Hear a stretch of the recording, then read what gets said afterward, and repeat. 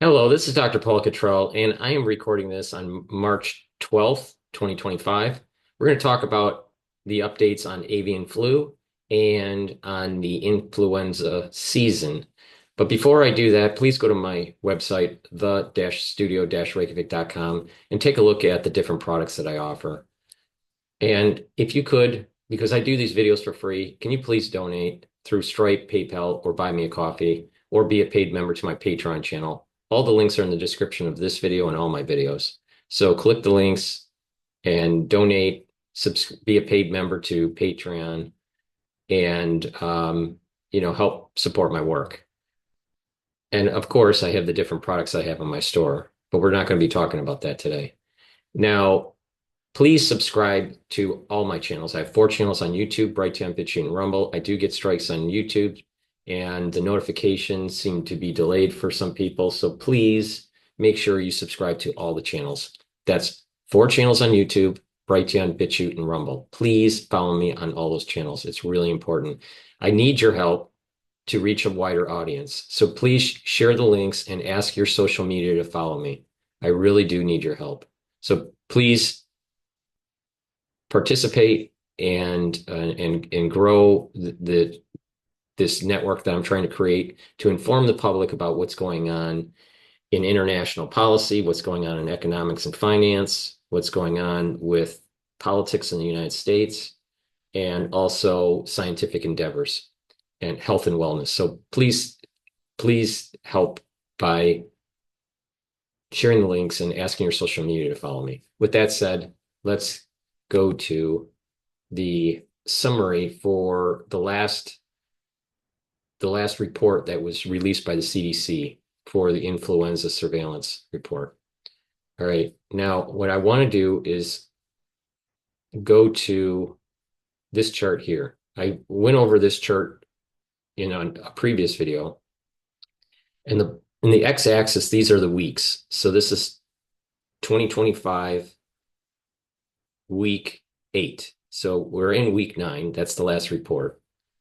And in week 9, we have total influenza A at 15,402 and total influenza B at 2,927. And that's we have 2 different axes for the y axis, either number of positive specimens, which is what I just read, or the percentage positive. So we have percentage positive for A at 15.9% and influenza B 3.02%. Okay. So that's this season. And as you can see in this chart that we are past the peak. So we're in the third, with this report, we're in the 3rd week past the peak. All right. But if you'll notice, especially in cities that are heavier dense, the density is higher with population, you'll notice that people are not feeling well. They're wearing masks, and it's still problematic. Now let's take a look at what it was like in week 9 of last season. Okay, that's this chart here. Okay, that's this column. All right, so in week 9, we had influenza A at 8,944. So that was much lower than what we have today or for this year. And influenza B at 7,447. So we have almost 9,000 for influenza A and more than 7,000 in influenza B. And the percentages are less for A, more for B. So let's just do a comparison again. Okay, so we have almost 9,000 for A and over 7,000 for B, influenza B, last year at the same time. And in this year, we have 15,000 and almost 3,000. So influenza A is worse this year than last year. Influenza B is actually less this year than last year. Okay, because this year at this time period, we're looking at about 3,000. And at last year, at the same, we had 7,000. So there's a little bit of a flip between A and B in terms of in terms of number of specimens positive. Now, what's also important to know is that we they last year the peak was in week 52. All right. And of the prior year. So last year was 2023 week 52. So that you're talking about near the end of the year, right? In December. Now here we have we peaked. It looked like we peaked in week 6. So it looks as if we're about 6 or 7 weeks delayed this year in terms of peaking. And the peak is much worse this year than last year. All right. So that's a little bit of a takeaway on it. It is on the downturn. So we've passed the peak this year, but influenza A is elevated relative to last year, and influenza B is less this year than last year. Those are the big takeaways. Let's take a look at the cumulative starting at week 40 for this year. So number of specimens tested, 99,726. Number of positive specimens, 67,033. Influenza A is around 97.2%. All right. And subtypes. Let's take a look at the subtypes. So we're looking at H5N1 at about 50.8% in the cumulative. We're looking at H3N2 at about 49% of the cumulative. No H3N2 V, I'm not sure what an influenza virus normally circulates in swine, but not people. It's detected in people. Okay, so we can just throw that out. Don't worry about it. All right, so H5, that's the avian. That's we have 0.1%. Okay, and subtyping not performed, 12%, 12.8%. Now with that was influenza A. Influenza B, we're at 2.8%. And we're looking at the different lineages, and it's the Victoria lineage. There is no Yamagata lineage that's popping up. But then there are also specimens that have been tested that the lineage wasn't performed. So that was 56%. So, perhaps some of this is Yamagata, who knows? All right. So with this said, let's take a look at this chart because I like this chart. Now we know that H3 is a big one. And we know that H5N1 is a big one. All right. So here, if we look at H3, week 9, we're looking at 980.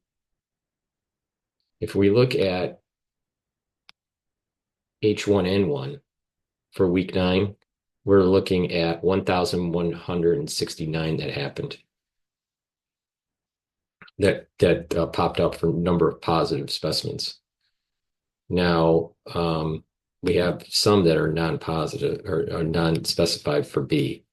These are in week 9, we're looking at about 73. And the Victoria one was the one that popped up. And with that one, there's 32. So obviously H3 and H5N1 are the big ones to worry about. Now they have been documenting the H5 and the H5 version. And in week 9, nothing popped up. A lot was taking place last year, near the end of the year and even before. So week 40 going all the way to week 51. and there was a big blip in week 41 of 16. So even the avian flu version H5N1 has been going down, and it looks like we passed that peak. The peak seemed to have happened in week 41. All right, so that's kind of the takeaway here. What we want to take away with this. All right, so that's influenza. It's worse this year than last year, especially for influenza A. Not as bad for influenza B this year compared to last year. And we're past the peak and we're in the decline. It is important to note, though, that there are more cases right now in week 9 than we had in week 9 of last year. All right, we had about 9,000 last year for influenza A, and we have 15,000. So it's a significant amount. So this is part of the reason why you're starting to see more people with masks on or sick at work or whatever. So that's influenza. Now let's go with avian flu. All right. Now it's really important to just calm down and just stick with the facts. There are no person to person or human to human transmission yet that has been detected. All right. So it's extremely low for the general public. But if you're a farm worker, you have elevated risk. If you're working with these animals like cattle and poultry, there are 70 cases that have been confirmed. One death. That was the Louisiana death. Now, so in nationwide, we have 41 cattle that have, or dairy, I should say, dairy cows that were detected to have, or let me rephrase that, humans being exposed to dairy cattle.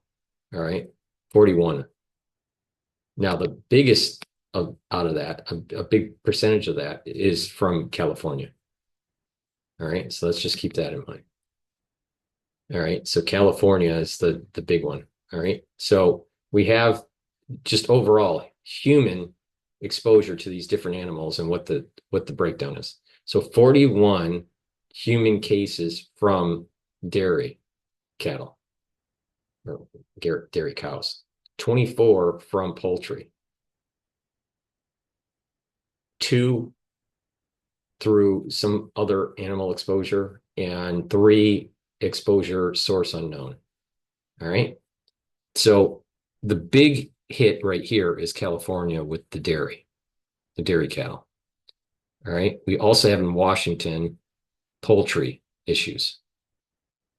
And we have poultry issues in Colorado. Now, in Oregon, we have 1 from poultry, human case.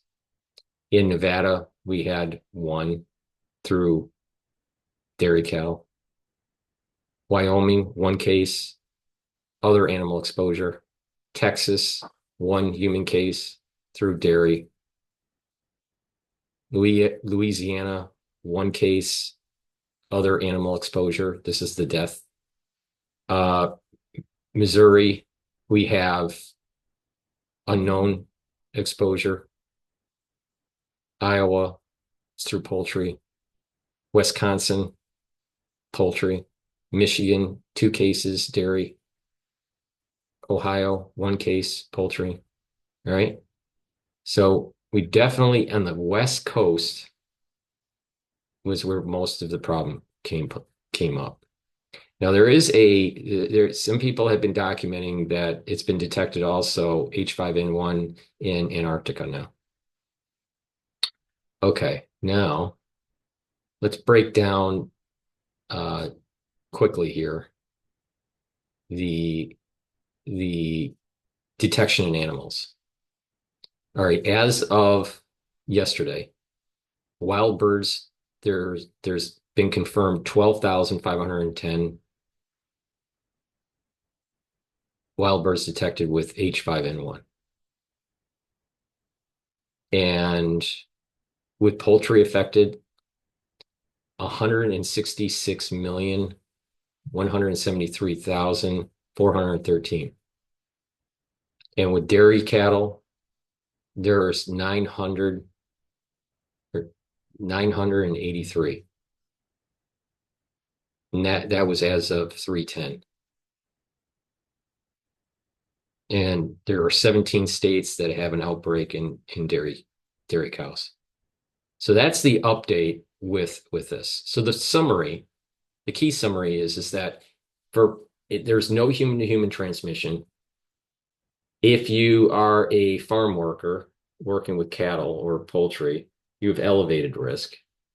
But even the number of cases that are on getting it on the farm are relatively low. So let's take a look at the specimens tested. So specimens tested since February 25th, 2024. Okay. This is an accumulative.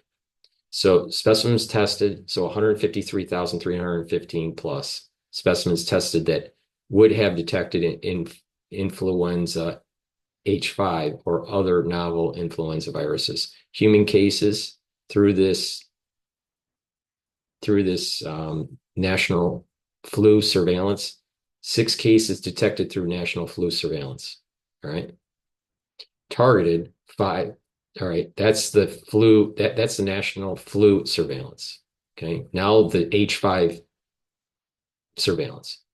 Targeted H5 surveillance since March 24, 2024. Total people monitored 15,500 plus after exposure to infected animals. Total people tested 850 plus. So they're monitoring 15,500 people. Total people tested were over 150 after exposure to infected animals.